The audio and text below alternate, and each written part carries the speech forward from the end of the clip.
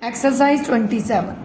The assessee, a cooperative society engaged in the business of providing credit facilities to its members and marketing their agricultural produce, invested the surplus funds in short term deposits with the banks and in government securities and earned interest their own. Stop. The assessee showed the sad interest income under the head income from business, but the assessing officer assessed it as income from other sources under section 56 and held that the assessee would not be entitled to deduction under section 180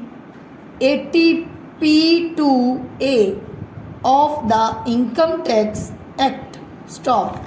In the instant appeal filed by the assessee, the question for consideration before the court was whether the interest income earned by the assessee society on surplus funds invested in short term deposits would qualify for deduction as business income under section 80p2a of the Income Tax Act. Stop. 1961.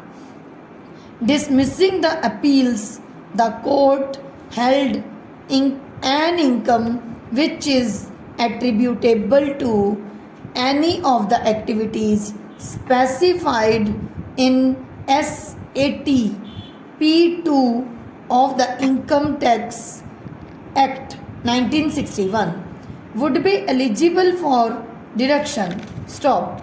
In the instant case, the interest held not eligible for deduction under section 80p2a is not the interest received from the business of the society, namely providing credit facilities to its members or marketing their agricultural produce. Stop.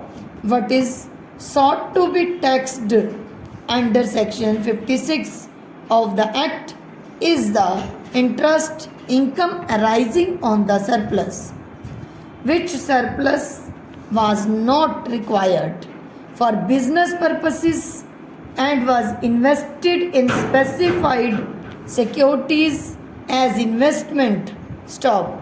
Assessee markets the produce of its members whose sale proceeds at times were retained by it. Stop. Since the fund created by such retention was not required immediately for business purposes, it was invested in specified securities. Stop.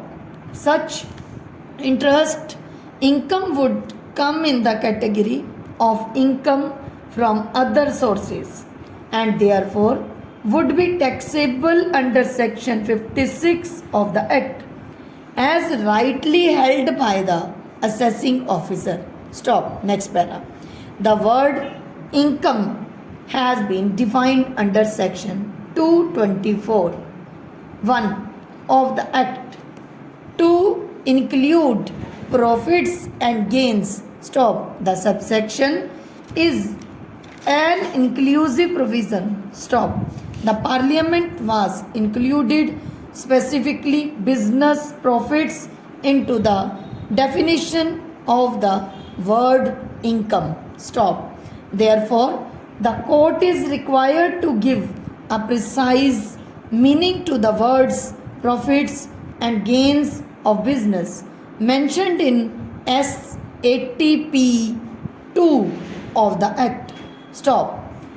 In the instant case, assessee society regularly invests funds not required for business purposes. Stop.